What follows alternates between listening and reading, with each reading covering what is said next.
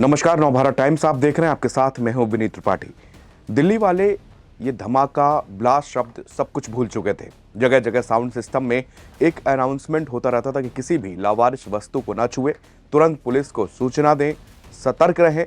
यह भी सुनाई देना बंद हो गया क्योंकि सरहद पार आतंकियों को कई बार उनके किए की बहुत बड़ी सजा दी जा चुकी है। एक दिन पहले पुरानी दिल्ली के Chandni Chowk metro station gate number 1 के पास भीषण ब्लास्ट हुआ। धमाके से कुछ देर पहले का एक सीसीटीवी वीडियो भी सामने आया जिसमें एक i20 कार दिखी है। इसी कार में ब्लास्ट हुआ। ब्लास्ट के वक्त ये कार रेड सिग्नल पर रुकी हुई थी। सीसीटीवी में ही ड्राइविंग सीट पर बैठा शख्स नजर आया जिसको आतंकी डॉक्टर उमर बताया जा रहा है। हालांकि ब्लास्ट के बाद उसका एक हाथ घटनास्थल के आसपास ही मिला। इसकी डीएनए जांच की जा रही है। क्या उमर इस हमले पे मर गया? अब जानते हैं कि दरअसल ये डॉक्टर उमर है कौन, जो कि इस ब्लास्ट से उसका सीधा कनेक्शन यहां पर मिल रहा है। इस ब्लास्ट में इस्तेमाल की गई सफेद हुंडई i20 कार पुलवामा के एक डॉक्टर उमर मोहम्मद की थी, जो कथित तौर पर फरीदाबाद में आतंकी नेटवर्क से जुड़ा था। इस आतंकी नेटवर्क के 2 डॉक्टरों को पुलिस ने गिरफ्तार किया, जिसके बाद आनन फानन में इस डॉक्टर यानी कि उमर ने इस कार ब्लास्ट की आतंकी वारदात को अंजाम दिया। अभी तक इस ब्लास्ट के बारे में आधिकारिक जानकारी का इंतजार है ताकि ब्लास्ट कैसे हुआ, इसके पीछे कौन है, ब्लास्ट के लिए किसका इस्तेमाल किया गया, इन सवालों से पर्दा उठ सके। इस धमाके में अब तक 12 लोगों की जान चली गई, जबकि 20 से ज्यादा लोग घायल बताए जा रहे हैं। मोहम्मद उमर पेशे से डॉक्टर है, जो कि जम्मू कश्मीर के पुलवामा जिले का रहने वाला है। दिल्ली में हुए इस ब्लास्ट में इसी कार का इस्तेमाल किया गया था। उमर पर फरीदाबाद टेरर मॉड्यूल से जुड़े होने का भी शक है। पुलवामा में आरोपी डॉक्टर की मां और भाई से पूछताछ की जा रही है।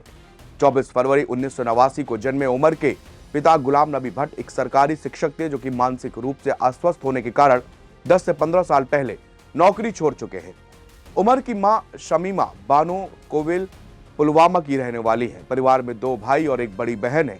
एक भाई और बहन शादीशुदा है, जबकि एक भाई अविवाहित है। पुलिस ने उमर के दोनों भाइयों को और मां को हिरासत में लिया है। सूत्र बताते हैं कि उमर श्रीनगर के गवर्नमेंट मेडिकल कॉलेज से एमडी मेडिसिन की डिग्री ली थी। इसके बाद वो जीएमसी अनंतनाग में सीनियर रेजिडेंट डॉक्टर भी रहा है और फिर दिल्ली आया। वर्तमान में वो फरीदाबाद के अल फलाह मेडिकल कॉलेज में असिस्टेंट प्रोफेसर के पद पर तैनात था। दरअसल दिल्ली के लाल किले के पास हुए कार ब्लास्ट केस में कई लगातार खुलासे हो रहे हैं। सूत्रों का कहना है कि तीनों डॉक्टर के गिरफ्तार होने से डॉक्टर उमर खौफजदा था। उसे डर था कहीं भी उसकी गिरफ्तारी ना हो जाए। इस वजह से उसने पैनिक होकर हड़बड़ी में लाल किले के पास कार में खुद को उड़ा लिया। सीसीटीवी फुटेज में धमाके में इस्तेमाल जिस i20 कार के ड्राइवर को फिदायीन हमले का संदिग्ध माना जा रहा था, वह कथित रूप से डॉक्टर मोहम्मद उमर ही है, जिसने खुद को उड़ा लिया।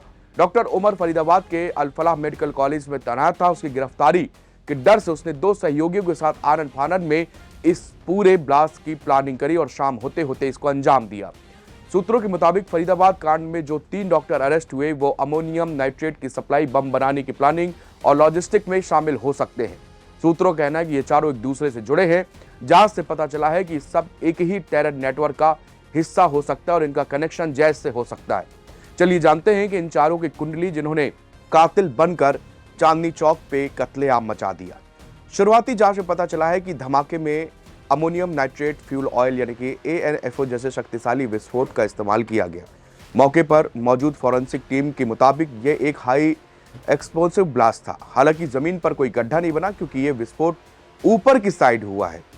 सोमवार को जम्मू कश्मीर पुलिस ने हरियाणा पुलिस के साथ मिलकर फरीदाबाद के फतेहपुर तगा गांव में डॉक्टर मुजम्मिल शकील द्वारा किराए पर लिए गए 2 घरों पर रेड के बाद 2900 किलोग्राम आईडी बनाने की सामग्री बरामद की। इस जब्ती में लगभग 360 केजी अत्यधिक ज्वलनशील पदार्थ, जिसको हम अमोनियम नाइट्रेट कहते हैं, उसके होने का संदेह था। इसके साथ साथ रसायन, इलेक्ट्रॉनिक सर्किट, बैटरियां, तार, रिमोट कंट्रोल, टाइमर और धातु की चादरें भी शामिल थी।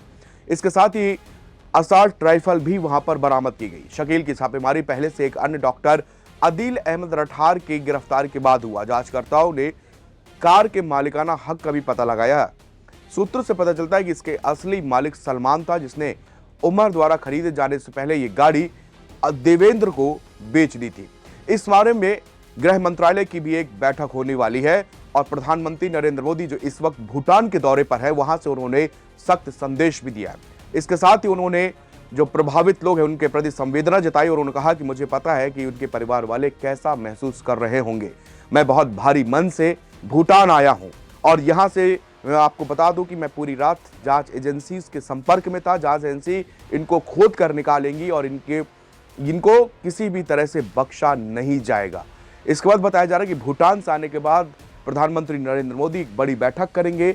इससे पहले जो है गृह मंत्री अमित शाह भी एक बैठक सुबह कर चुके हैं और बताया जा रहा है कि दोपहर बाद एक बड़ी बैठक अमित शाह और करेंगे जिसमें सारी जानकारियां की जाएंगी, क्योंकि अभी भी कुछ सवाल यहां पर हमारे आपके सामने अनसुलझे हैं, जिसका इंतजार हमको ये है कि वो आधिकारिक रूप से, बल्कि सोर्सेज और इसके हवाले से नहीं, आधिकारिक रूप से बताया जाए कि दरअसल ये मॉड्यूल किस तरह का था, ब्लास्ट क्या की रेंज क्या थी, ब्लास्ट की कैपेसिटी क्या थी, किसका इस्तेमाल किया गया, कहां प्लानिंग की गई, कौन कौन है इसमें, क्या सरहद पार की साजिश इसमें है या फिर देश के अंदर इसको प्लान किया गया, या इनके आका कौन है। ऐसे ढेर सारे सवाल हैं जिसके जवाब हम लोग चाहते हैं और आधिकारिक तौर पर बहुत जल्द इसकी पुष्टि भी की जाए, क्योंकि एफएसएल फॉरेंसिक की टीमें, एनएसए और एनआईए की टीमें भी इसमें जांच में लगी हैं, जो इस पूरे धमाके की डिफरेंट एंगल को खंगाल रही हैं। शुक्रिया।